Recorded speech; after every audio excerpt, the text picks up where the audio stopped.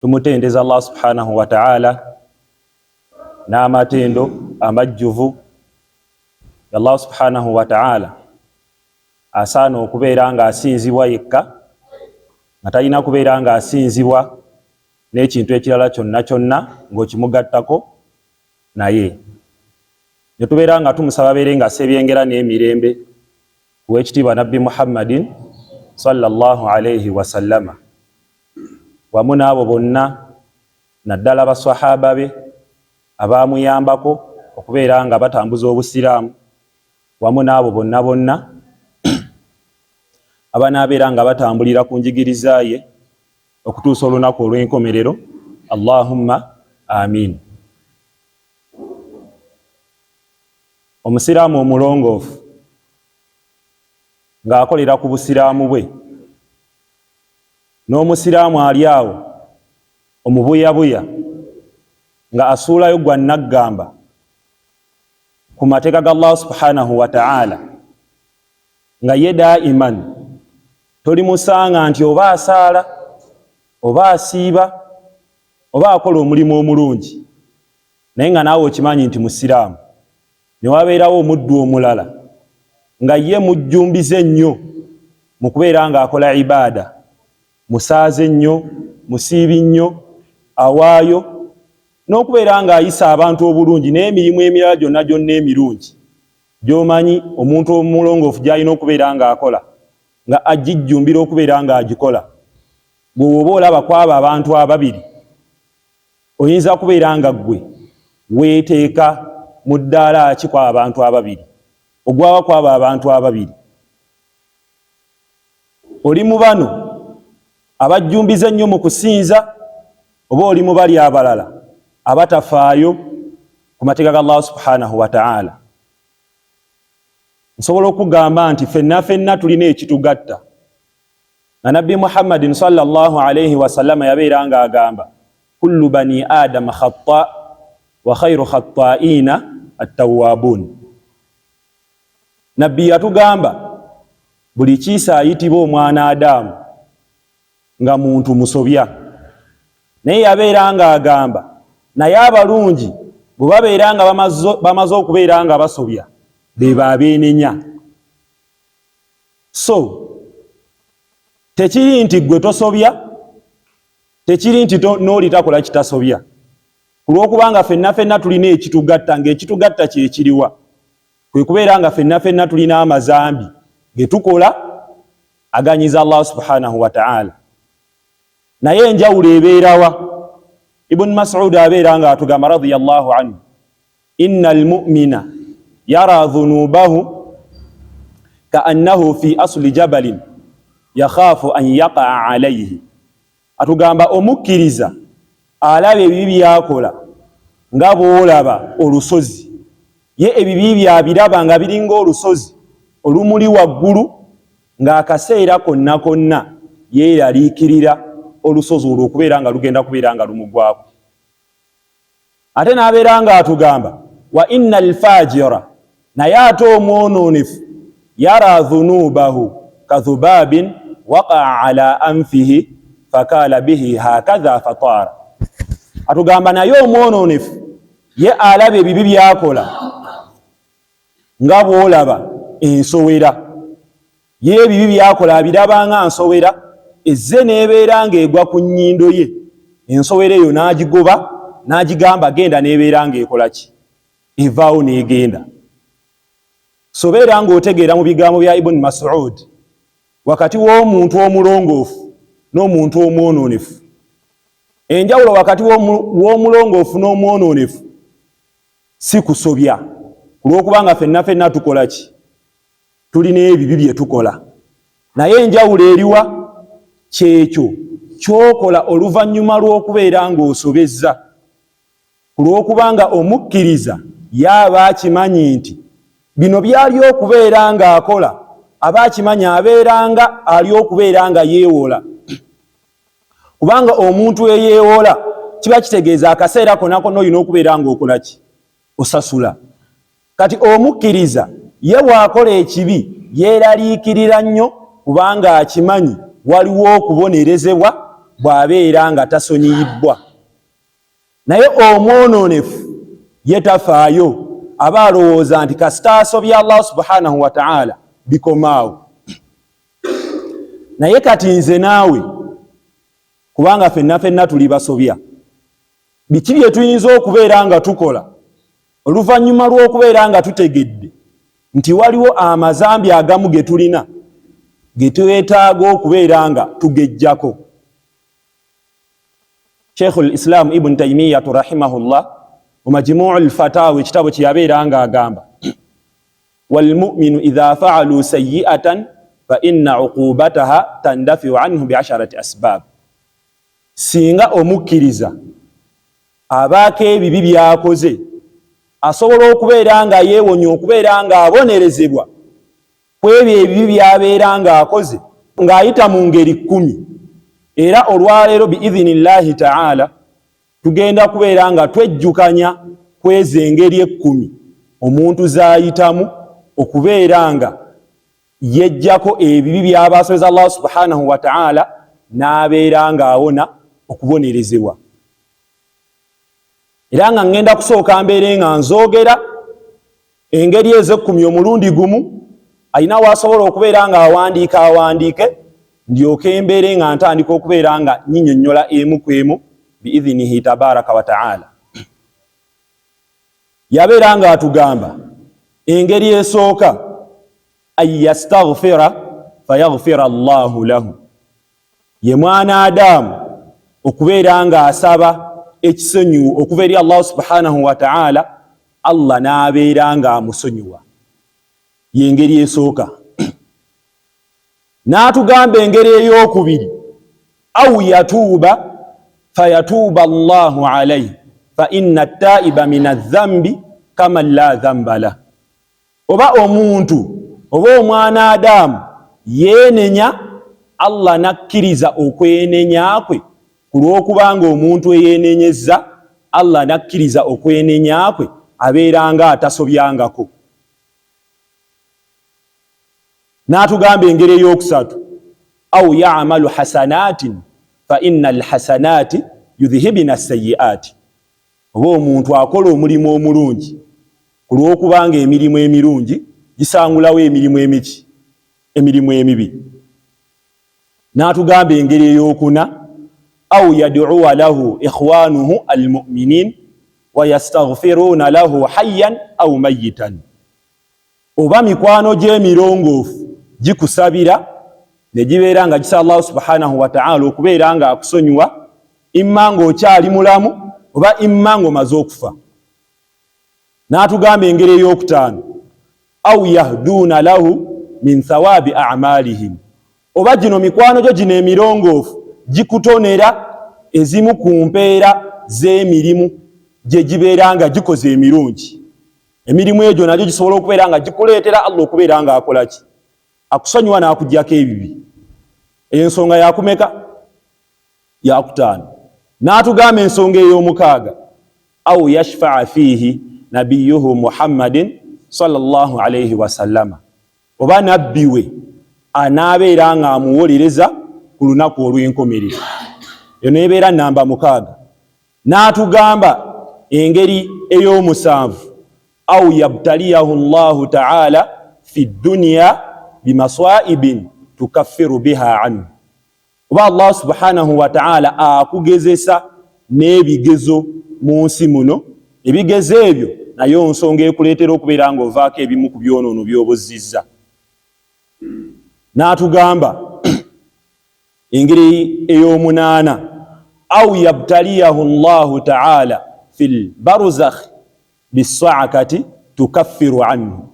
Oba Allah akugezesa n'ebigezo eby'omuntaana, ebigezo eby'omuntaana nayo nsonga ekuleetera okubeera nga Allah akusangulako by'oba omusobezza.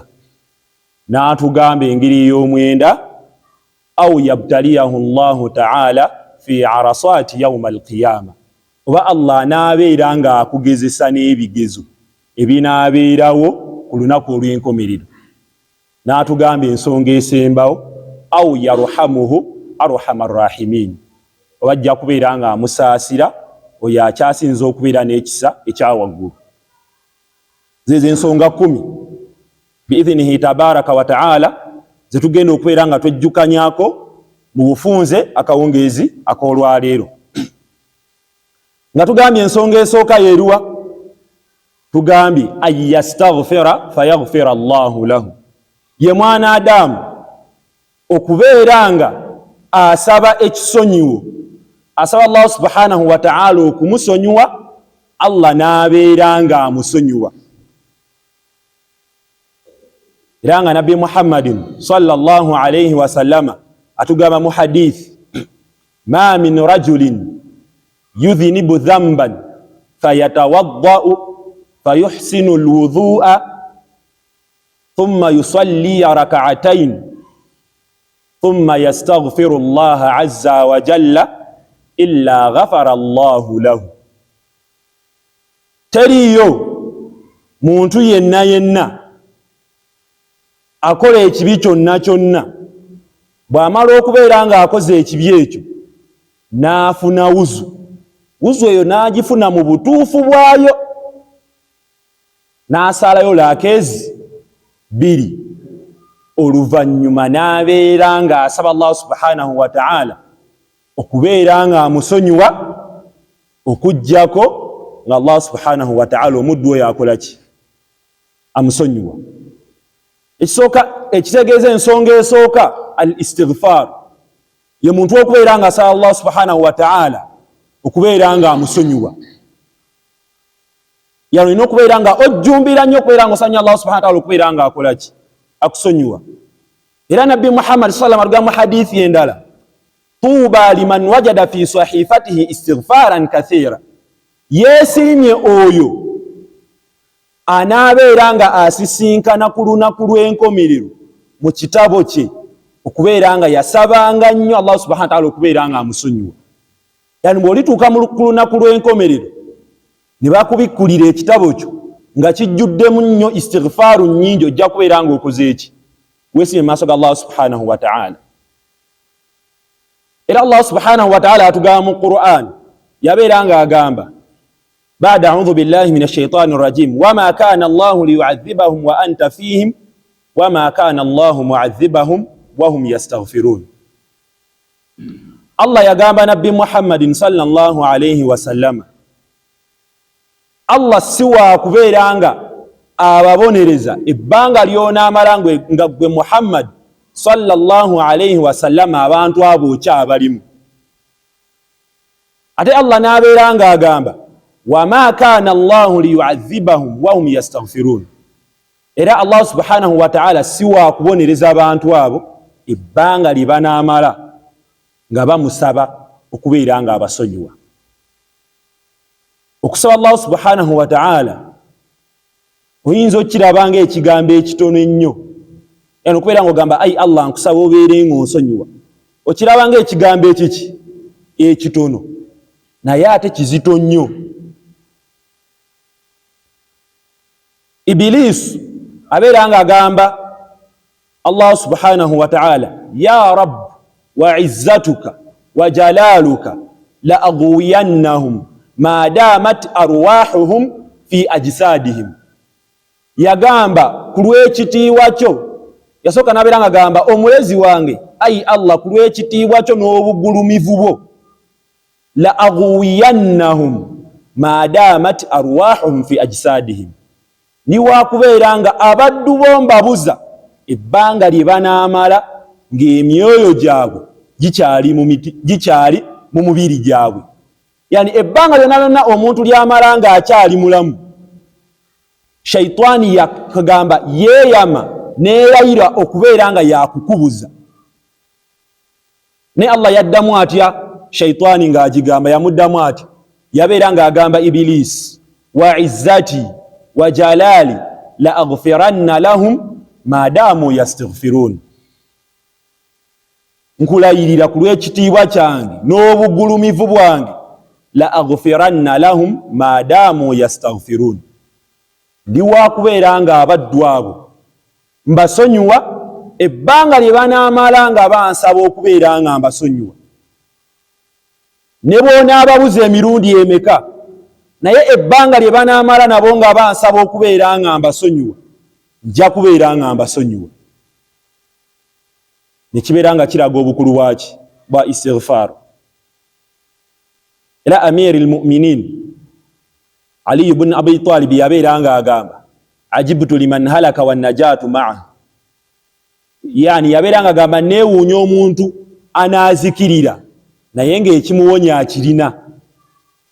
Kyabeera nga bamubuuza kiki ekyo kyoyogerako ekinaawonya omuntu, kyava abeera nga abagamba al istighfar, ye muntu okubeera nga asa Allah subhanahu wa ta'ala okubeera nga amusonyiwa.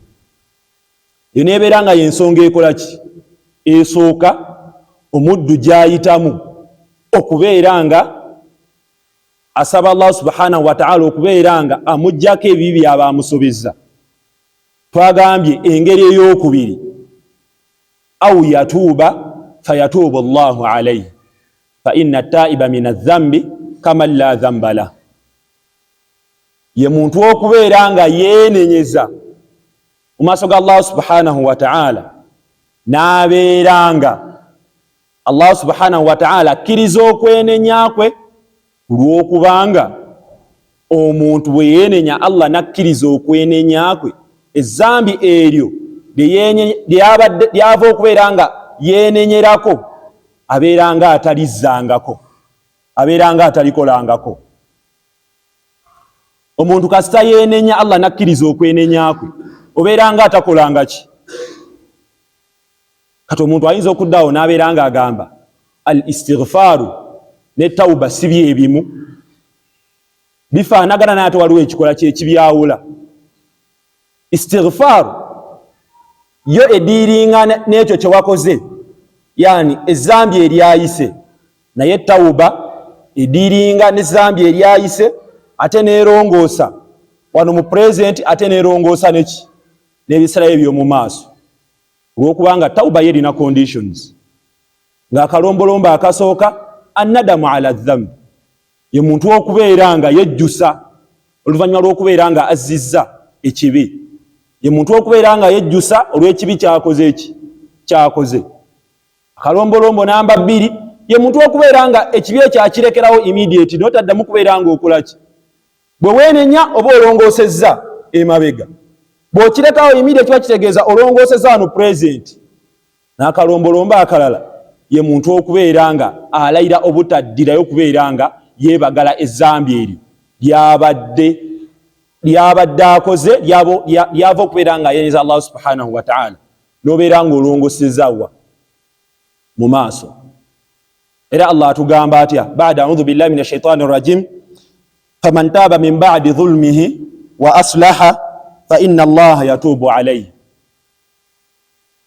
Omuntu bwe yeenenya oluvannyuma lw'okubeera nga abadde yeeryazaamaanyizza, yani ng'akoze ezzambi ate n'amala n'alongoosa, Allah akkiriza okwenenya kwe.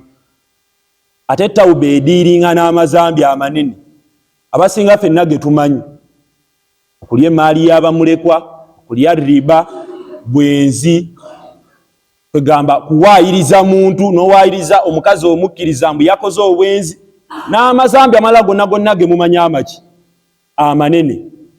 So tusobola okubeera nga tugamba nti otandika kwegamba tawuba ye outcome, naye entry ya tawuba ye istighfar. Otandika na istighfar n'omaliriza n'okukola ki? N'okwenenya, nga Allah bw'atugamba wa anistaghfiru rabbakum thumma tuubu ilayhi, mubeere nga mwenenyeza, mubeere nga musaba Allah subhanahu wa ta'ala okubeera nga abasonyiwa. Thumma tuubu ilayhi, oluvannyuma mubeere nga mwenenyeza gy'akola ki? Yani sooka okole istighfar, oluvannyuma okole ki? Weenenye. Ezo nebeera nga yensonga ey'okumeka ey'okubiri. N'abeera nga atugamba engeri ey'okusatu au ya'malu hasanatin fa innal hasanati yudhhibna sayyi'ati, oba omuntu akola omulimu omulungi olw'okubanga emirimu emirungi gyo nga gyo mu kikula gyakyo gisangulawo emirimu emibi. Yani buli mulimu omulungi omuntu gwakola okutambula koze wano n'osaala, okuyisa obulungi bakadde bo,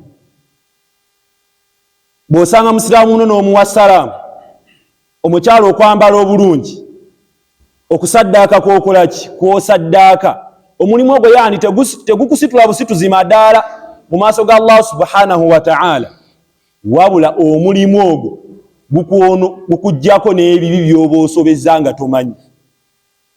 Yani tosituka busitusi madaala nti ofunamu empeera olw'okubeera ng'ogukoze, naye ate waliwo n'ebyonoono ebikuvaako olw'okubeera ng'olina omulimu omulungi gwokoze eki gwokoze. Nabbi Muhammad sallallahu alaihi wasallam atugamba mu hadith, ittaqillaha haythuma kunta wa atbi'i sayyi'ata alhasana tamhuha wa khaliqun nasa bi khulqin hasan. Nabbi atugamba ti Allah subhanahu wa ta'ala wonna wonna w'obooli, wa atbi'i sayyi'ata alhasana, bw'obeera ng'okoze ekibi kigoberezeeko ekirungi, tamuhuha, kino ekirungi kino kijja kubeera nga kikola ki, kisangulawo kiri ekiki ekibi. Wa khaliqin nasa bi khulqin hasan, ate obeere ng'oyisa abantu mu mpisa ennungi.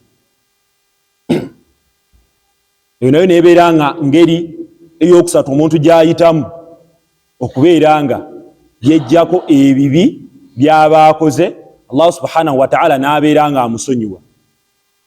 Twagambye engeri ey'okuna yeriwa au yad'uwa lahu ikhwanuhu almu'minin wa yastaghfiruna lahu hayyan au mayitan,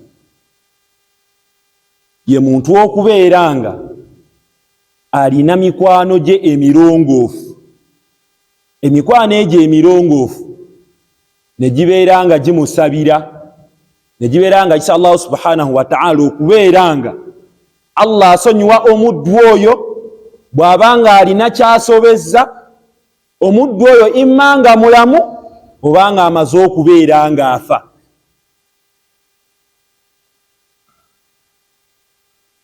So sooka obeere nga otunuulira mu mikwano gy'olina. Emikwano egyo gy'olina mulimu omukwano singa obeera nga osobezza ogusobola okubeera nga gukusabirako mu maaso ga Allah subhanahu wa ta'ala okubeera nga akusonyiwa. Kubanga edduwa ya mikwano gyo ya mugaso nnyo gy'oli. Allah subhanahu wa ta'ala yagamba Nabbi Muhammad sallallahu alayhi wa sallam, ba'da a'udhu billahi minash shaitani rrajim, wastaghfir li dhanbika walil mu'minina wal mu'minat.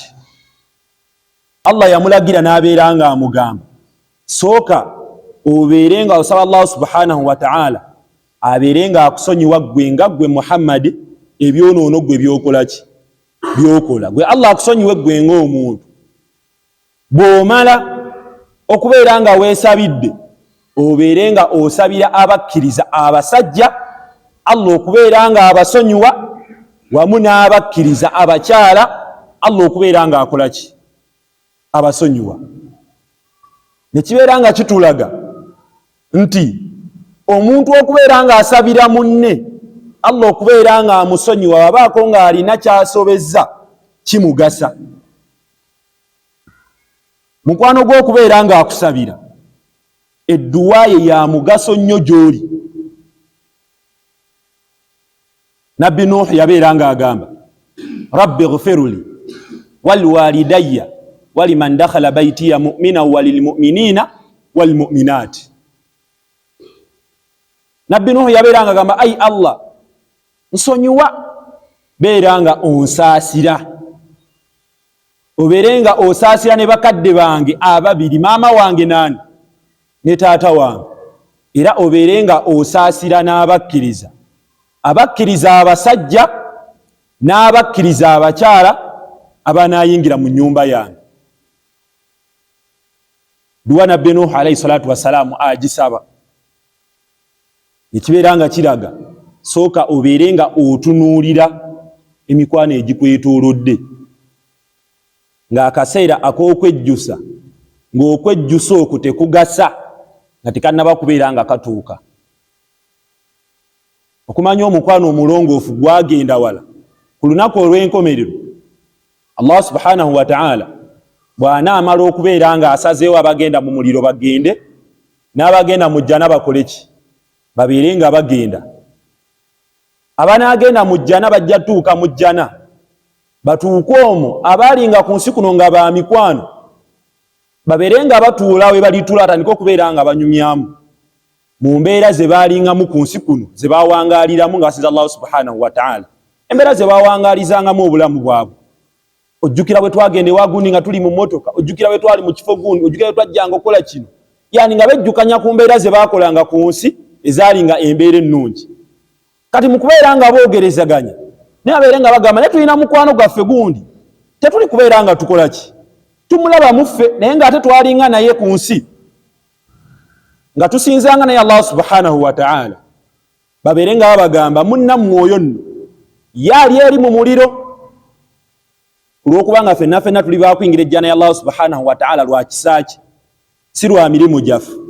Kati Allah gwalisaasira n'amuwa ejjana aliba yeesiimye, ate Allah gwaligezesa n'omuliro era kiriba kisa kyani? Kya Allah.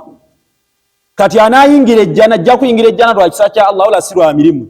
Kati babeere nga bagamba naye gundi oyo twalinga naye ku nsi, gamba obulamu waffe okubeera nga ffe tuli eno mu nnyumba ey'emirembe ng'ate ye ali eri ali mu kubonaabona, tulaba nga tetusobola kubeera nga ejjana eno tugibeeramu mirembe nga munnaffe takola ki?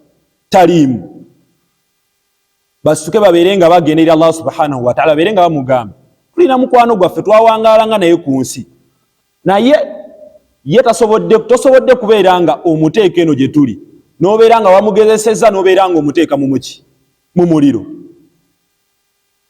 Kati oluvannyuma lw'okubeera nga bano basabye Allah subhanahu wa ta'ala okubeera nga asonyiwa mukwano gwabwe, oluvannyuma lw'okubeera nga omuntu asabye Allah subhanahu wa ta'ala okubeera nga asonyiwa mukwano gwe, Allah ajja kubeera nga agamba bamalayika babeere nga bafulumya abaddu Allah baalibeera nga asaasidde nga akkiriza okusaba kwa mikwano gyabwe okubeera nga bakola ki? Allah abasonyiwa baveeyo mu muliro.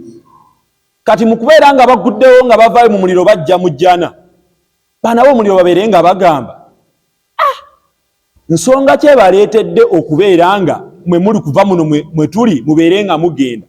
Kusaala nnyo kwe mwasaalanga, kuyisa nnyo bakadde bammwe bulungi, kuwaayo nnyo, kiki kye mwakolanga ekyo kibaleetedde okubeera nga olwaleero mukola ki? Mufuluma muno. Babeere nga babagamba omukwano omulongoofu gwe gumusabidde, Allah nakkiriza okusaba kwagwo, n'abeera nga alagiro, n'abeere nga aggyibwa mu muliro, abeere nga atwalibwa muki? Mu jjana. Era wano balyoke babeere nga bagamba fama lana min shafi'in wala sadiqin hamim, tulabye ffe tetulina anaatuwolereza yadde n'omukwano omulongoofu, yadde tetulina mukwano gwaffe enfanfa asobola kubeera nga akola ki? Atuwoleza naffe tubeere nga tuvaayo, ffe tulabye tetulina agenda kubeera nga atuwolereza. So dduwa ya mukwano gwo ogyetaaga nga nange wengyetaaga, tuleme kubeera nga tutuuka ku lunaku lw'enkomerero nga twejjusa olw'emikwano gye twakwana ku nsi kuno ne tugifuula mikwano gyaffe. Omuntu agaane kubeera, oleme kubeera ng'otuuka ku lunaku lw'enkomerero obeere ng'ogamba ya wailata laitani lam attakhidh fulanan khalila, nga ndabye nze zinsanze singa saafuula gundi nfanfe wange, singa saafuula gundi kyali wange, singa saafuula gundi mukwano gwange. Okwejjusa okwo kujja kubeera nga tekugugasa. So sooka obeere nga otunuulira saako y'emikwano gyo egikwetoolodde. Mu mikwano gy'olina olinamu omukwano ogujja kuno ne gusaala, mu mikwano gy'olina olinamu omukwano ogukujjukiza, bakutwala mu makubo g'abonoonefu gokka gokka. Bw'obeera nga gye mikwano gy'olina, olina okubeera nga weetereza ng'akaseera ak'okwejjusa, ng'okwejjusa okwo tekujja kubeera nga kukugasa nga tikanaba kubeera nga katuuka. Eyo engeri yakumeka? Yakuna.